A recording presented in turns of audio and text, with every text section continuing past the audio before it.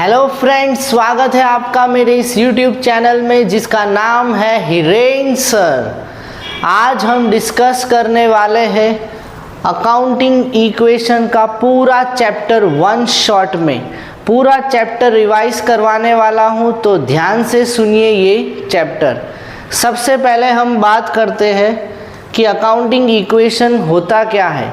Accounting equation का मतलब है मैथमेटिकल एक्सप्रेशन जो किस पे बेस्ड है, ड्यूअल एस्पेक्ट कॉन्सेप्ट पे बेस्ड है, यानी डबल एंट्री सिस्टम। हर एक ट्रांजैक्शन के दो एस्पेक्ट होते हैं, एक डेबिट दूसरा क्रेडिट। हर एक डेबिट के लिए सामने क्रेडिट होगा और वो भी इक्वल अमाउंट के लिए। अभी आपको डेबिट तो समझ में आता ही होगा, लेफ्ट हैंड साइड, और क्रेडिट मतलब right hand side. Accounting equation का वही ये इक्वेशन है, A is equal to L plus C, जिसमें A मतलब एसेट्स, L मतलब लायबिलिटीज और C मतलब कैपिटल, यानी assets should always be equal to liabilities plus capital. Accounting equation का दूसरा नाम है बैलेंस शीट इक्वेशन। अभी हम देखने वाले हैं कि कौन सी टाइप के क्वेश्चंस आने वाले हैं। कुछ क्वेश्चंस में दो आइटम्स अफेक्ट होगी, कुछ क्वेश्चंस में मोर देन टू आइटम्स भी अफेक्ट हो सकती है। देखते हैं कैसे। Next, transactions affecting two items. ऐसे ट्रांजैक्शन जिसमें एग्जैक्टली टू आइटम्स अफेक्ट होती है, एक तरफ एसेट तो दूसरी तरफ लायबिलिटीज़ भी बढ़ेगी, कम होगी, एसेट भी लायबिलिटीज़ भी। ये भी टाइप के क्वेश्चंस हम एनकाउंटर करने वाले हैं। एक तरफ एसेट बढ़ेगा तो दूसरी तरफ कैपिटल भी बढ़ सकता है, एक तरफ कैपिटल डाउन हो रहा है दूसरी तरफ एसेट डाउन हो रहा है, एक तरफ एसेट बढ़ रहा है उसी सम में एसेट कम भी हो रहा है, और एक सम में हम ये भी देखेंगे कि लायबिलिटीज़ कम हो रही है, उसी ट्रांजैक्शन में लायबिलिटी बढ़ भी रही है। देखते हैं next, transactions affecting more than two items. इसको समझाने के लिए मैंने एक इलस्ट्रेशन लिया है। गुड्स हमने सेल किए हैं 50,000, कॉस्ट प्राइस है हमारी 30,000 उसी गुड्स की, तो जाहिर सी बात है हमने प्रॉफिट अर्न किया है 20,000। तो A is equal to L plus C कैसे सेटिस्फाई होता है। तो सबसे पहले एसेट्स कम होगा। क्यों कम होगा? क्योंकि गुड्स हमारे पास अभी नहीं रहेंगे। नेक्स्ट, एसेट्स बढ़ेगा 50,000 से। अगर ये कैश ट्रांजैक्शन है तो हमारे पास कैश आएगा, और अगर ये क्रेडिट ट्रांजैक्शन है तो डेटर्स बढ़ जाएंगे जो हमें फ्यूचर में पैसा देंगे। लास्ट, प्रॉफिट की वजह से, मोस्ट इम्पॉर्टेंट, प्रॉफिट की वजह से हमारे कैपिटल में अफेक्ट आता है। अगर प्रॉफिट्स है तो कैपिटल बढ़ेगा, लॉस है तो लॉस है तो कैपिटल कम होगा। नेक्स्ट हम बात करने वाले आपको इस चैप्टर में एसेट्स के बारे में। कौन सी आइटम्स फॉल होती है एसेट्स में वो पता होना चाहिए, लायबिलिटीज़ और कैपिटल में, ताकि आप आराम से क्लासिफाई कर पाओ ट्रांजैक्शन में जो जो आइटम्स दी है। तो ये इलस्ट्रेटिव है, यानी एग्जॉस्टिव नहीं है। कुछ एग्जांपल्स दिए एसेट्स में, land, building, investment, plant and machinery, stock, cash in hand. इसके अलावा गुडविल, पेटेंट्स, ये इंटेंजिबल एसेट्स आते हैं। लायबिलिटीज़ की बात करें, यानी वो चीज़ें जो हमें फ्यूचर में पे ऑफ करनी है, creditors, commission received in advance और आउटस्टैंडिंग एक्सपेंस। लास्ट है कैपिटल। कैपिटल प्रॉफिट्स की वजह से बढ़ेगा, लॉस और ड्राइंग्स की वजह से कम होगा। चलो एक एग्जाम्पल लिया है मैंने। राम ने कुछ 3 ट्रांजैक्शंस किए हैं। सबसे पहला, कमेंस्ड बिजनेस विथ कैश 50,000।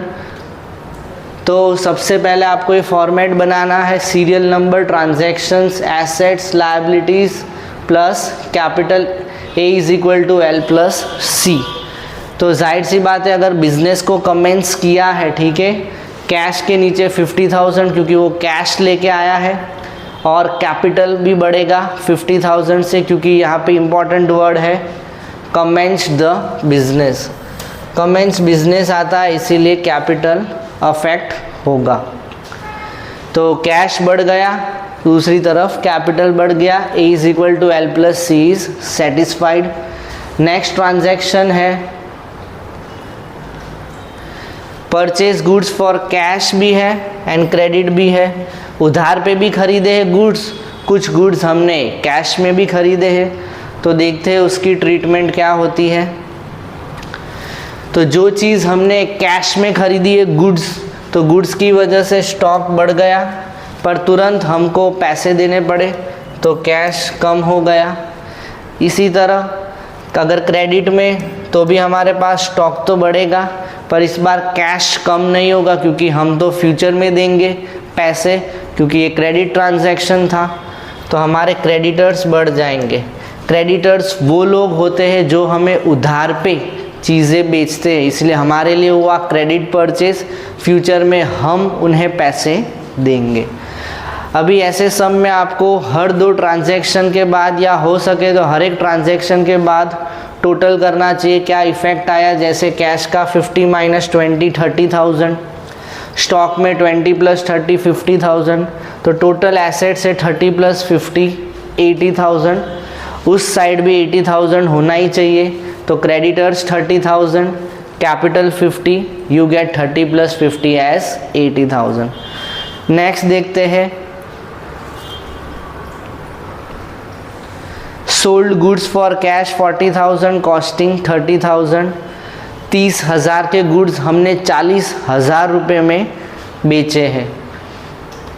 तो जाहिर सी बात है हमें कैश बढ़ेगा हमारा, पर स्टॉक कम होगा क्योंकि हमने गुड्स बेचे हैं।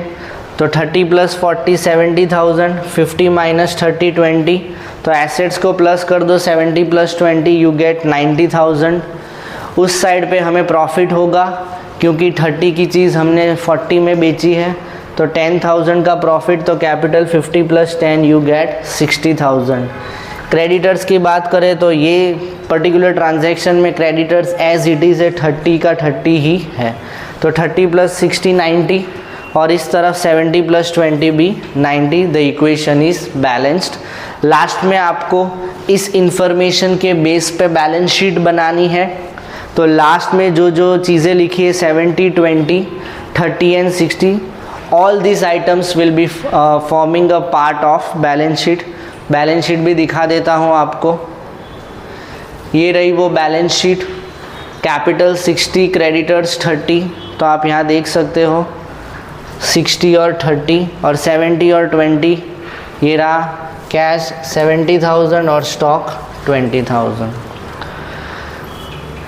एक और टाइप के सम आते हैं, एक शॉर्ट सम में दिखा देता हूँ। ऐसे शॉर्ट सम्स भी आएंगे जिसमें आपको एसेट्स या लायबिलिटीज़ या क्लोजिंग कैपिटल या ओपनिंग कैपिटल फाइंड करने को बोल सकते हैं।